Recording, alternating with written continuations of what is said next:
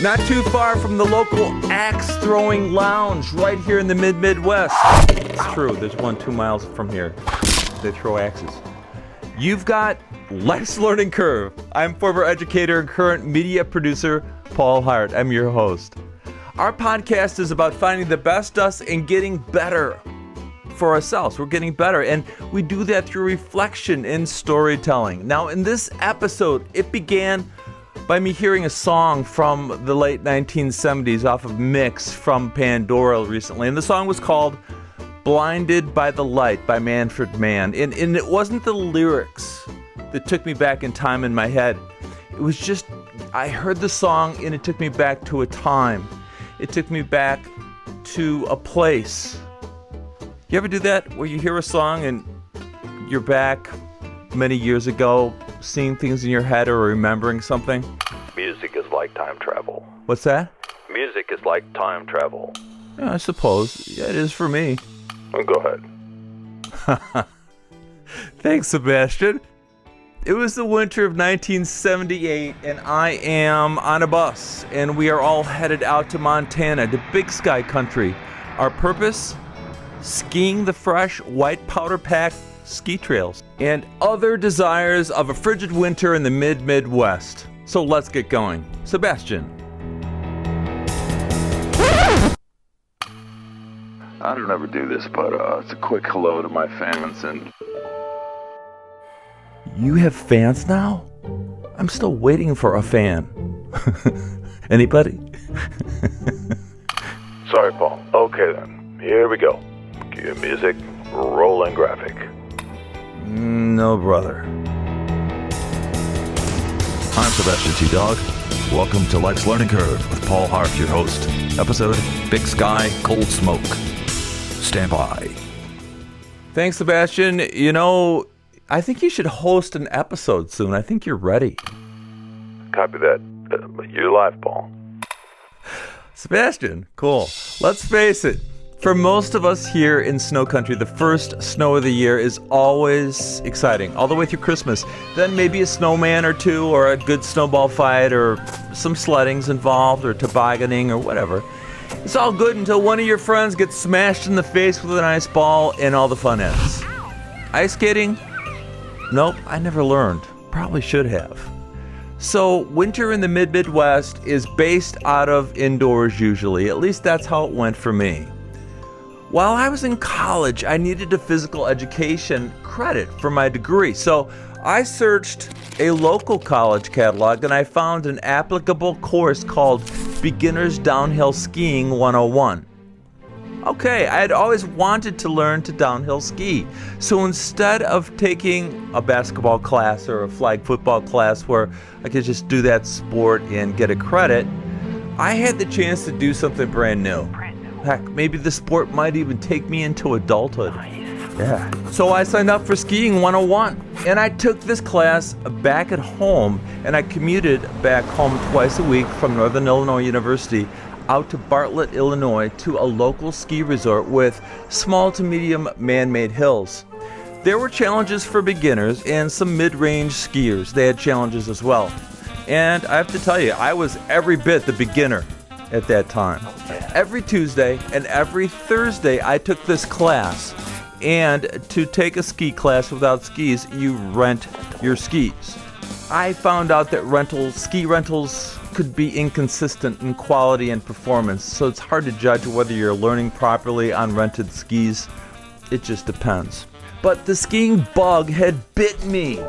I ate, slept, read books and catalogs about snow skiing and downhill, went to the library. It started to really appeal to me, especially when I saw the places I could go out west that had some great skiing.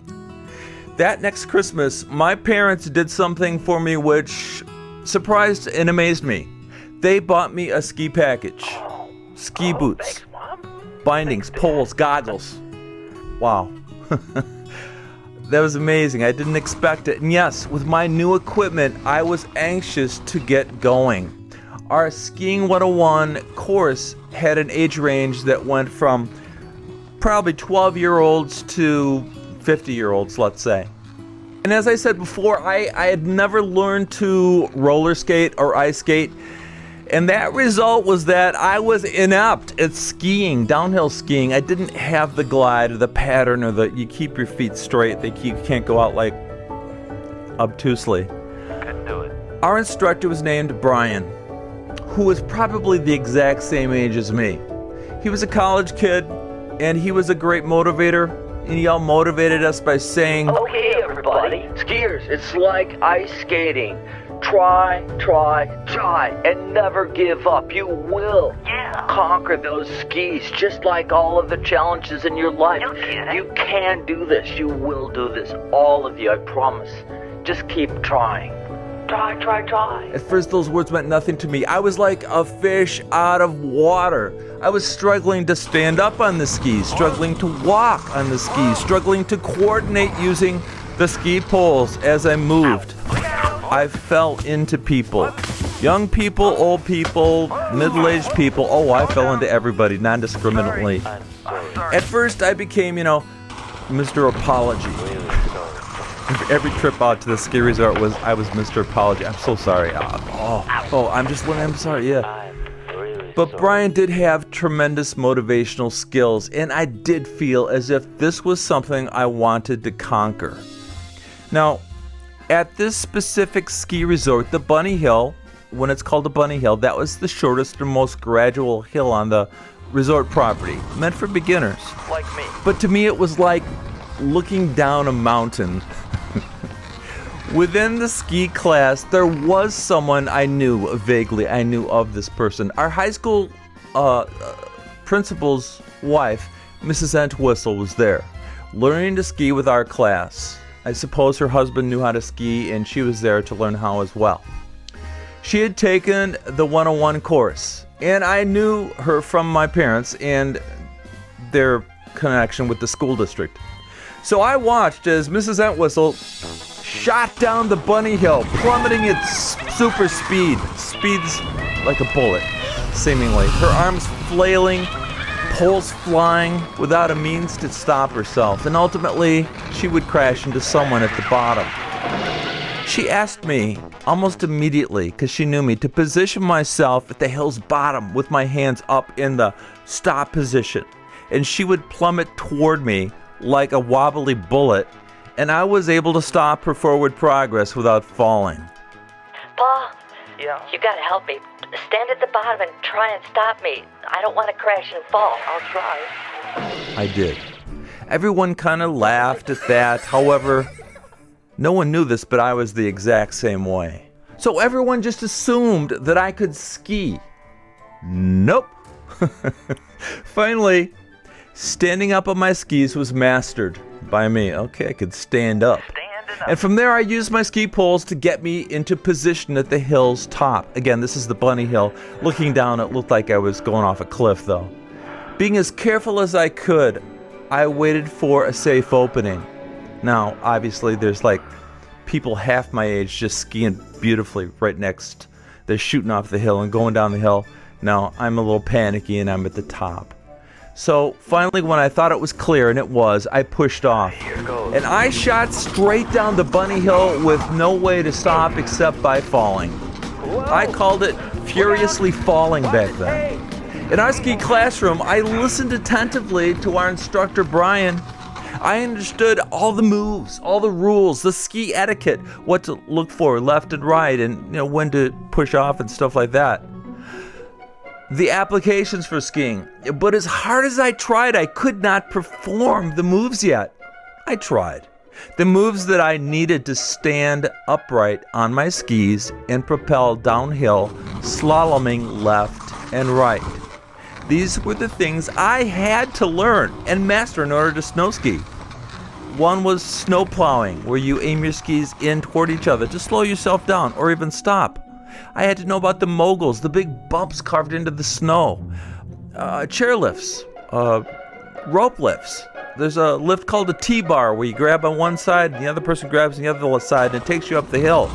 I needed to learn how to ski across a slope, zigzagging back and forth, as opposed to shooting straight down a hill. I needed to learn left turn, right turn, comfortably. I needed to learn the 3 ways to stop forward progress. My body just wasn't familiar with these challenges on skis.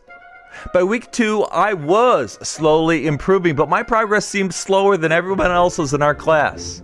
They probably were ice skaters prior to this, I thought. By that time, I was able to cautiously begin my downward slalom. And I'll never forget this, but quite by accident, not quite, but totally, 100% by accident, I found that I dug in my heel, my right heel, and it caused me to turn sharp left, which stopped me. And I halted my forward motion. I was like, yeah, that was great. I kept doing that. I'd skate a little bit farther, then dig in. And it felt kind of good to kick up some snow as you stopped. I was ecstatic. I could now stop and make a left turn. Now, stopping in that manner felt really great, and it caused snow to fly up, like I said, in the air, and it probably looked pretty cool, like I was in control, but I wasn't.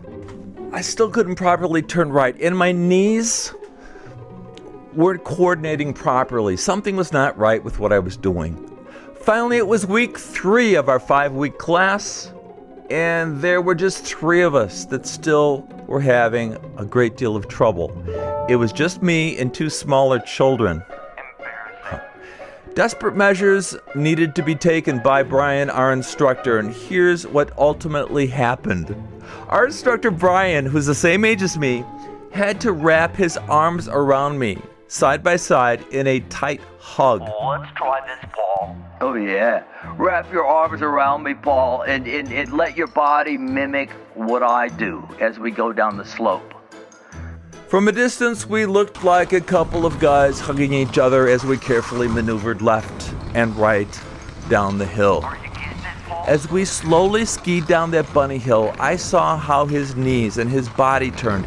Being in such a tight hug, I could not help but move as he did. I immediately corrected my skiing, using my knees and my body in a much looser, less tense motion. I learned quite literally how to maneuver my skis, my body, my knees that way. Pretty harsh, but it worked.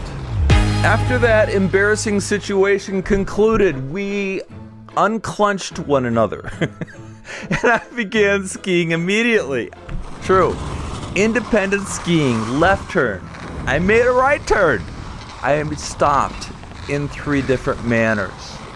I never forgot that learning situation. However embarrassing and uncomfortable the instructor's methods were, they worked for me, and he knew to use those methods. Now, with a little more practice, I soon would be at least equal with my peers. Now, at that point, skiing became fun for me very quickly. I felt comfortable almost immediately after that instruction. My days of falling on skis were over. Good. Thanks, Brian.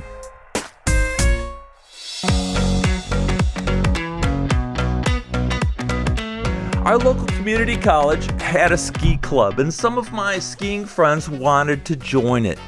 I recall we met every 2 weeks or so in a science lab at the college. There were no ski club personality stories that stand out to me when I think about it, and what does that translate into? These must have been some pretty great people. If any were overtly quirky or loud or obnoxious or difficult, those stories seem to always be the ones remembered with the passage of time. Also, kindness and that type of thing is remembered. The ones that stick with you. So our ski club at the local community college took me to higher challenging slopes, introducing me to an entire new group of people. Through the ski club, we spent long weekends at places called Boyne Mountain in northeast Michigan, and Wilmot and Cascade Mountains in Wisconsin. But none were equivalent to the time we spent a week over winter break at the spacious, blue-skied, snow-peaked vastness of Big Sky, Montana. Big Sky, Montana had cold smoke. Cold smoke is an extremely light, powdery snow that's typically found in areas of northern Rockies and at Big Sky. This would be a great experience in the cold smoke.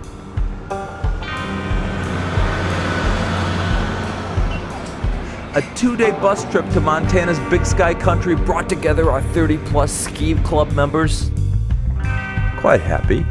Now, on previous podcasts, I've talked about the drinking age back at this particular time in the late 70s. The drinking age had gone from 21 to 19 years old for drinking beer and wine. Now, these days it's back to 21. Good reason for that. On the second day bus ride of our trip out northwest, there was a keg that the ski club had purchased and put in the back of the bus. And I recall that I just left that keg alone. Bus fumes and the motion of the bus and alcohol just would not mix well for me. I knew that ahead of time. But for about 5 others, all male, they drank until they got sick. I remember one guy just sat in the back with the nozzle of the tapped keg in his mouth for hours. He was sick for days. So, there's a good reason the drinking age should not be 19 but 21 years old, like it is these days. Too much too soon. I recall the music on the bus, being played on the speakers in the bus. Even today when I hear the song Blinded by the Light, as I talked to you in the open, by Manfred Mann, and the song Car Wash, I think of that bus trip. Footwear. As for me, I took 2 pair of footwear with me that week. I took with me a pair of cowboy boots, which I just purchased, and an old pair of lightweight loafers. That sounds like the name of a band I was in once, the Lightweight Loafers. Good night, everybody. At about 3 a.m. one night, on the bus ride out to Big Sky, I awoke to see the bus driver was fueling up in Fargo, North Dakota. As the rest of the bus quietly slept, I saw a gas station sign light up with the local temperature. It flashed minus 22 degrees.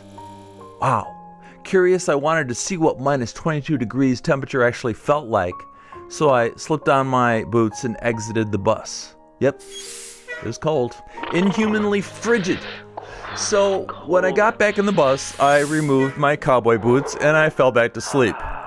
The reason I mention this is because I learned something that next day, when I awoke around 8 a.m. as people started to wake up, we had stopped again for our drivers to switch, so we get a fresh driver. And I quickly slipped on my cowboy boots again, but they were really hard to slip on my feet. Yet I knew they fit properly, when I bought them, and so I tugged and I pulled them up really hard, and I struggled until I was horrified to see the stitching rip out of the boots sole. It disconnected the boots from the sole. It was like my feet were too big for the boots, leaving me without boots that week. When you go from frigid temperatures to a warm bus and you sleep, sometimes your feet swell. Well, that's what had happened to me. My boots were trashed. Oh, man. My loafers were weak. They had holes in them. They weren't really what someone might need for foot coverings in the abundant, excessive snow of Montana that week. Sleeping on the floor in a drafty room each night with constant wet feet, and add to that a few beers nightly, gifted me a very powerful cold that week almost immediately. Anybody got an extra pair of shoes? Here are some memory flashes. Day 1 at Big Sky. On the chairlift, up the trail, we sat 3 to a chair. Again, 3 to a chairlift. 3. Whether you know the person you're with or not, it is always best to communicate to your chairmates. When we get to the top, you ski to the right. Okay. I'll go left, and middle person ski straight ahead. Will do. This never worked. Skiing out of the chair at the top every time. We all crashed together, making the lift operator stop the chairlift for a minute until we all regained balance and tried to stand up and ski off. We looked like amateurs each time this happened. I was involved in several of these chairlift exits, looking very amateur-like. Day 2, Big Sky. Skiing the huge moguls, the big bumps in the snow. And I mean, they might be 20 feet wide, they might be 8 feet high, they might be 3 feet high, but huge bumps in the snow. I had become comfortable and confident at my local small ski resort back home, but these hills were mountains. They were bigger than I'd ever seen before. But each day I gained more and more confidence at Big Sky until I graduated up to the mid-level, more challenging ski trails. At first I was careful to ski around obstacles and big snow moguls. I would go around them as I watched others ski over them and fly. But my confidence grew. I was not falling anymore, and the fear kind of went away. And I began to have fun skiing, challenging whatever was in front of me. There were 2 rooms for the guys and 3 rooms for all the girls. The quarters were tight. Everything we did as a group. All of us in the room, which I think there were probably 8 to 12 of us in that room. Shouldn't have happened, but that's the way it happened. We all would enter the room and we all would exit our room together, and we'd go out as a large group. During the day we skied, and at night we went to the nearby bars and eateries. Besides consuming a beer or 2, we all kind of went out as a large ski club group. The girls' rooms and our room, we just did stuff together. There was a night that we knew of that was coming up where there would be a talent competition in one of the bars. Talent show. And in our ski club, we had this guy. He was a world-class banjo player in our ski club, and he always brought his banjo and played. We also had a couple of people that played acoustic guitars, very basic, but they came with us always. We were loaned an old washboard, and we were going to take a stab at this talent competition. Now, you have to know that this was a time in music and in comedy and in media when comedian Steve Martin was just beginning, and he was really hot, and he often appeared on Saturday Night Live, and he frequently played the banjo-inspired song Foggy Mountain Breakdown. Everyone had heard the Steve Martin album Let's Get Small, and they knew his banjo licks, and they knew him playing Foggy Mountain Breakdown. At the last minute, the guy playing the washboard got a case of stage fright. Well, they had only practiced and rehearsed maybe 2-3 times, something like that. And he handed the washboard to me and he said, "You play this." Now, here I am. I'm fresh out of the drum section from high school. Currently was in a couple of working bands. And the drummer and me took the stage. And as we started, I got the rhythm going with the washboard. And bounced a little bit up and down, which got the place clapping. And, okay, that was cool. And then the banjo comes in with Foggy Mountain Breakdown. The place went up for grabs, hooting, screaming, hollering. That night, we split $500 between us, which more than paid for all my ski trips that year.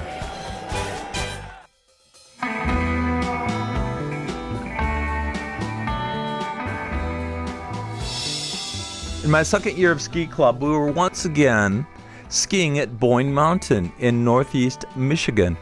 This was when skiing really became super fun for me. I keep saying it got better and better, but this is when I became just very loose and relaxed, and I could ski anywhere and I wasn't falling at all.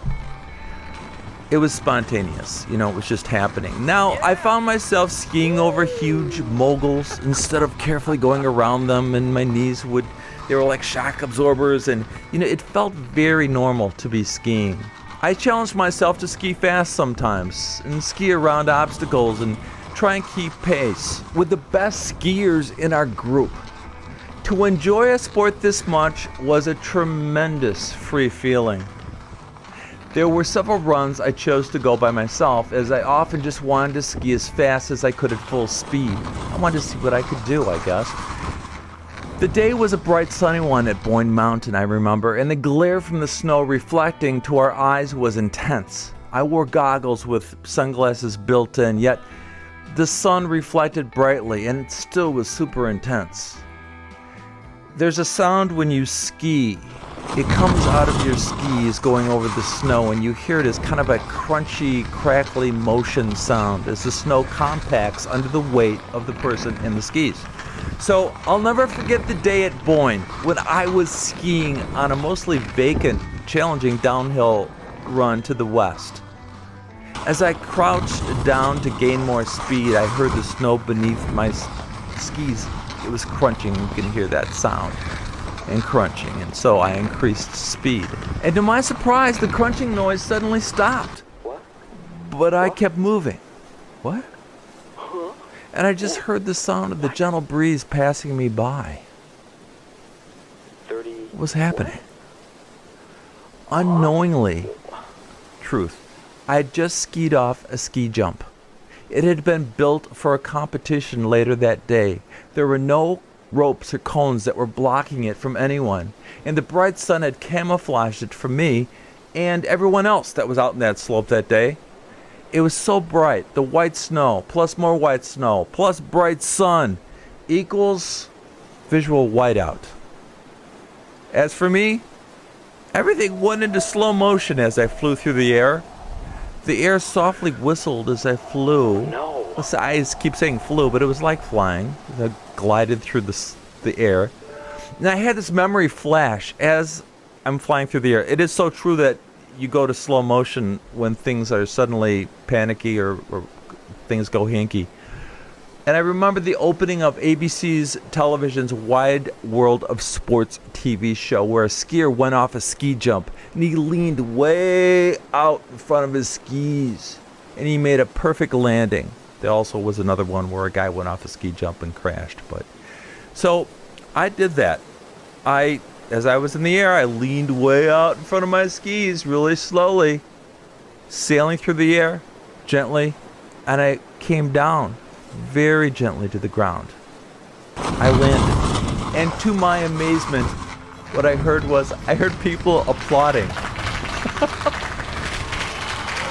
I felt like such a cool skier for that one moment in time. However, it was a fluke, because later that day, thinking I had some unique new talent, I returned to that jump and I wiped out hard 3 times. Didn't like to fall. So by accident, I had successfully nailed a ski jump, never being able to reproduce that feat again. Nope.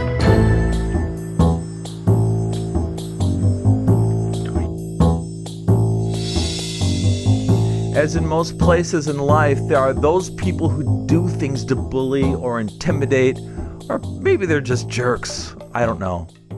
On day 3 at Boyne Mountain, I was all warmed up, and I was ready to have some great fun on the ski runs. We all were. As I was skiing mid-speed down an intermediate run, one of my first runs of the day at Boyne Mountain in Michigan, I had this feeling someone was closing in on me from behind, and I looked over my shoulder and saw 3 guys skiing right at me.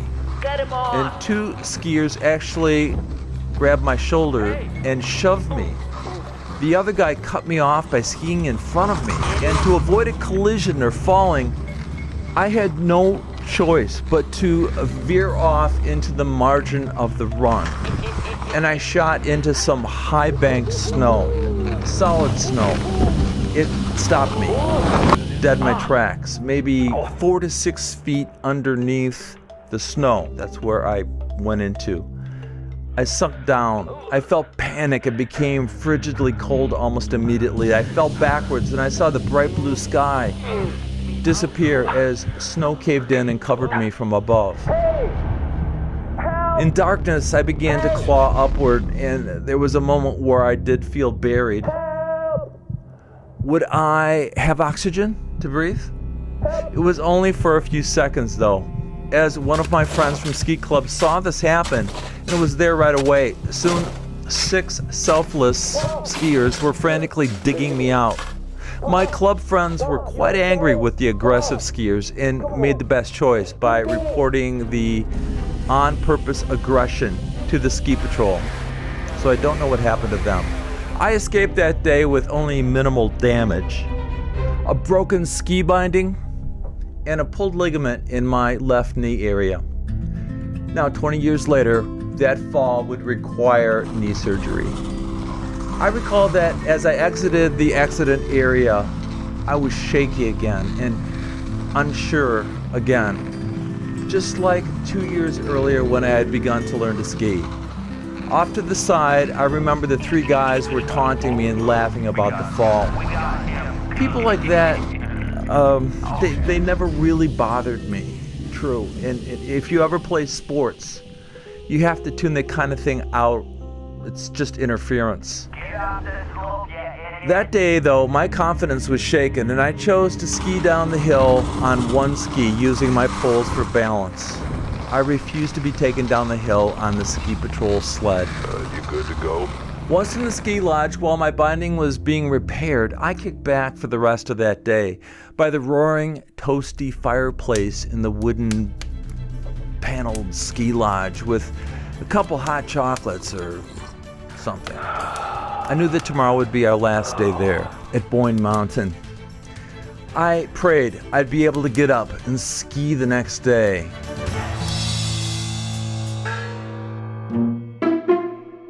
The next morning, I did stretches and took my shot at it. I skied back out to the base of the slopes, but knew I had to take it easy. However, my knee told me immediately with a sharp stabbing pain it would not be supporting me that day. I didn't ski that day. After a couple of months of physical therapy, I returned to walking normally once again. As for my knee was on its way to being one of those injuries that comes back to haunt you throughout your life. Now, these bullies had ruined my knee. As for snow skiing, downhill snow skiing, I tried it. I learned it. I loved it. But after that, I never skied again.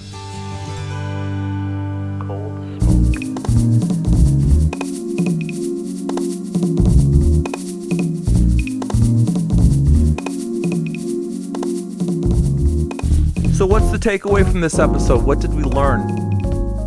Well, at that point in my life, my parents had been spot on. My parents had given me Christmas presents aimed at a sport that I was really embracing. They were great supporters. My parents were wonderful. They were always right there, watching, taking an active interest in what I was doing and trying to do. They were just some great supporters, and I tried to apply that to my own life with my own kids. In the past, my ski club friends had initially tolerated my slow pace in learning to ski, but then they openly included me when I was more competent, finally succeeding at the downhill sport. However, just like my final years playing football in high school, once again I knew that I would need my knees for the rest of my life. An aggressive act by a bunch of bullies, they were horrible, took my joy from me at that time, downhill skiing. However, I was lucky. I had my taste of the white, powdery, snowy slopes of Illinois, Michigan, Wisconsin, and Montana. I traveled places by bus, laughed with some great, like-kind friends in my early 20s, and made memories that still linger. Try, and never give up, and perhaps you'll conquer those skis and other life's challenges. Thanks, ski instructor Brian. For Life's Learning Curve, I'm Paul Hart.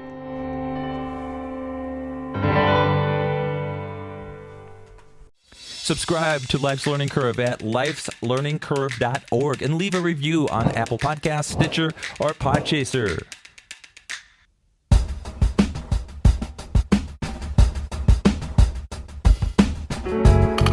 Episode 47, Big Sky, Cold Smoke of Life's Learning Curve podcast was put together by me, producer Sebastian T. Dog, executive producer Paul Hart, technical director Heidi McClintock, editor Paul Richards, audio and sound Riley Hart, production manager Scott Hurley, studio equipment and management Dawn Compton, broadcast engineer Danielle Morvay. Find us on Facebook and listen to us just about everywhere else podcasts are heard. Visit our website, lifeslearningcurve.org, and subscribe, read our blog, or send us an email as well. We'd love to hear you. This episode has imaginative voice recreations to protect the privacy of others. Names have been changed and the characters conflated. Big Sky, Cold Smoke. I'm Sebastian T. Dog, and Paul will be back soon with more stories from Life's Learning Curve. We're clear. Out.